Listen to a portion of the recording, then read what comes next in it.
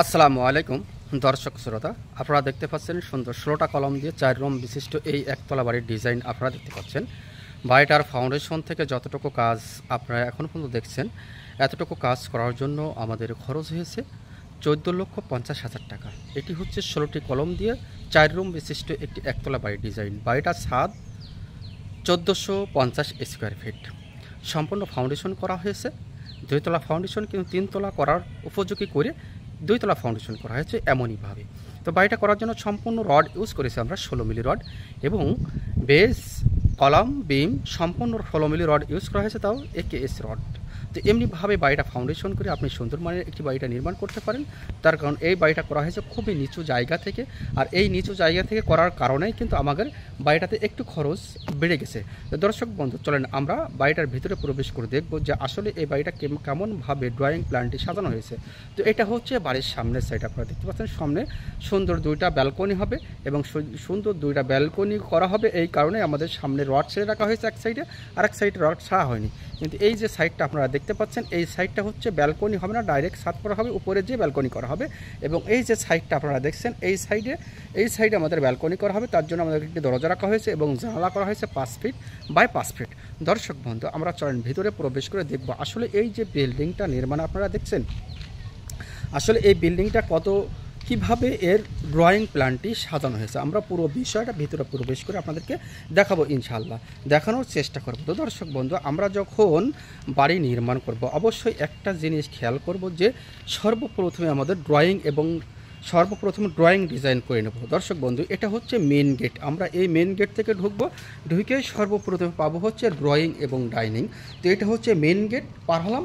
এবার main gate পার হয়ে যদি আপনি চান ওই জায়গা থেকে এখানে একটা সেফটি গেট করবেন, তো অবশ্যই সেফটি গেট আপনি করতে পারেন। তো আমরা এখানে অবশ্যই সেফটি গেটটা করিনি।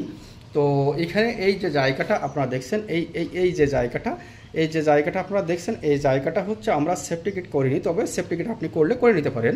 তো মূলত বিল্ডিংয়ের এর যে বৈশিষ্ট্যটা রাখা হয়েছে, এর 2টা গেট করা হয়েছে দেখছেন। ওইটা হচ্ছে সিঁড়ি, এবং এটা হচ্ছে সিঁড়ির নিচ দিয়ে একটি গেট করা হয়েছে, এবং সিঁড়ির নিচে আরেকটি দেওয়া হয়েছে সুন্দর একটি টয়লেট।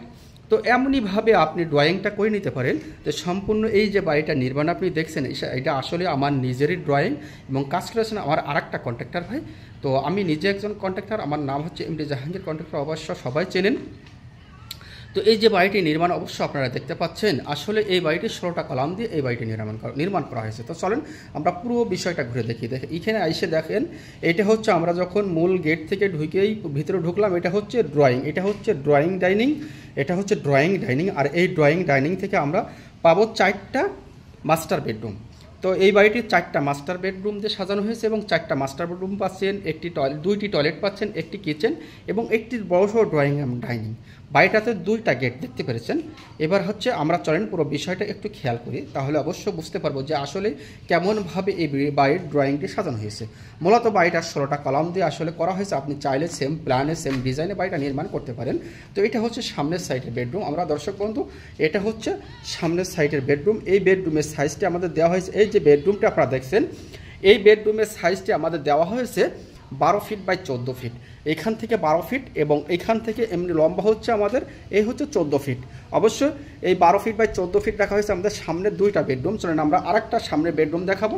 তো অবশ্যই আমরা যারা RCC ফাউন্ডেশন দিয়ে বাড়ি করব, অনেক সময় দেখা যায় যখন এই দরজার সামনে এই যে দরজার ক্লাম সেট করার জন্য আমাদের এই যে 5 ইঞ্চি ওয়ালটি একটা গাঁথনি করা দেখছেন কলমের গায়ে। আমাদের অনেক মিস্ত্রি ভাইরা ভুল করেন যে এই কলমের গায়ে গাঁথুনি না করে ডাইরেক্ট কলমের গ্রুপ কেটে জানালার দরজা সেট করে। তো এই ভুলটা কখনো আমরা করব না। তো অবশ্যই এইটা মাথায় রাখবেন যে এই সাইডটা আমরা গাঁথুনি করব, করার পরে আমরা জানালা দরজা সেট করার চেষ্টা করব। তো আসেন আমরা আরেকটা রুমে ঢুকি। তো এইটা হচ্ছে আমাদের কিচেন দেখতে পাচ্ছেন দর্শক বন্ধুরা, এটা হচ্ছে কিচেন। তো সরি, আমি আরেকটা জিনিস দেখাতে ভুলে গেছি। এই রুমের সাথে একটি সুন্দর একটি বাথরুম আছে। এটা হচ্ছে সুন্দর একটি টয়লেট। এই টয়লেটের সাইজটা আমাদের দেওয়া হয়েছে 4.5 ফিট বাই 7 ফিট। এই টয়লেটের সাইজটা হচ্ছে 7.5 ফিট বাই 5.5 ফিট। তো আসেন আমরা আরেকটা রুমে যদি ঢুকি,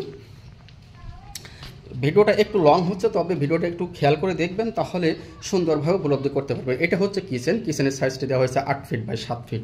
কিচেনের সাইজটা আমরা দিয়েছি 8 ফিট বাই 7 ফিট। দেখতে পাচ্ছেন তিনটা সেলফ দিয়ে সাজানো হয়েছে। এখানে এইটা রাখা হয়েছে আমাদের একটি সুন্দর একটি বেসিন রাখার জন্য জায়গা। তো এইভাবে অবশ্য রান্নাঘরটাও সাজাবো। এটা হচ্ছে পিছন সাইডে বেডরুম। এটা হচ্ছে পিছন সাইডে বেডরুম দেওয়া হয়েছে 13 ফিট বাই 12 ফিট। এটা হচ্ছে 13 ফিট বাই 12 ফিট। এখান থেকে 12 ফিট এবং এখান থেকে এটা হচ্ছে আমাদের 13 ফিট। টোটালে এটা হচ্ছে 5 ফিট করে জানালা ইউজ করা হয়েছে। জানালা আমরা বক্স করেছি, সুন্দর একটি বক্স করেছি। প্রত্যেকটা জানালায় আমরা বক্স করে দিয়েছি। এমনভাবে বক্সে জানালা করলে খুবই সুন্দর লাগে। 5 ফিট বাই 5 ফিট। যদি আপনি গ্লাস করে থাকেন, সেই গ্লাসের ক্ষেত্রে আপনার 5 ফিট বাই 5 ফিট জানালা খুবই গুরুত্বপূর্ণ একটি জানালা। 5 ফিট বাই 5 ফিট। যদি আপনি 4 ফিট বাই 4 ফিট করেন তাতেও সমস্যা নেই, তবে আপনার 4 ফিট বাই 4 ফিট এবং 5 ফিট বাই 5 ফিট গ্লাসের খরচ প্রায় সেম। তো এটা হচ্ছে সিঁড়ি এবং সেই নিচ দিয়ে করা হয়েছে মেইন গেট, এবং সেই নিচের যে একটি টয়লেট আছে সেটাও আমি আপনাদেরকে দেখাবো ইনশাল্লাহ। ওই দেখেন, হয়তো দরজা আপনি দেখতে পাচ্ছেন, সেই নিচে সুন্দর কেমনভাবে সেইটা নিচে একটি টয়লেট করা হয়েছে। তো এটা হচ্ছে সামনের পিছন সাইডের আরেকটা বেডরুম। এটা হচ্ছে আমাদের ডাইনিং, আর এটা হচ্ছে আমাদের সামনের আরেকটা সুন্দর বেডরুম। দেখছেন, এই বেডরুমের সাইজটা আমাদের দেওয়া হয়েছে 12 ফিট বাই 14 ফিট। এটা হচ্ছে সামনের সাইডের বেডরুম। এই বেডরুমের সাইজটি দেওয়া হয়েছে 12 ফিট বাই 14 ফিট।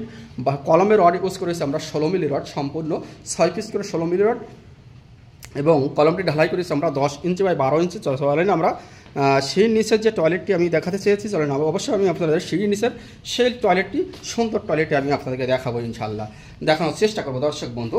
তো এইভাবে আমরা যখন বাড়িটা নির্মাণ করব, সম্পূর্ণ সব কিছু একটি হিসাব করে যে আমরা প্ল্যান মাফিক বাড়ি করব। এই দেখেন, এটা হচ্ছে আমাদের সিঁড়ির নিচে, এই যে দেখতে পাচ্ছেন, এটা হচ্ছে আমাদের সেই নিচের যে একটি টয়লেট করেছি, সেই টয়লেটে অনেকে আছে সেই নিচের টয়লেটটা করতে পারেন না। তো এমনিভাবে যদি আপনি সেই টয়লেটটা করতে পারেন তাহলে অবশ্যই করতে পারবেন, সমস্যা নেই। এই যে আমাদের সেই নিচের যে টয়লেটটি, সুন্দর একটি টয়লেট আপনি দেখতে পাচ্ছেন।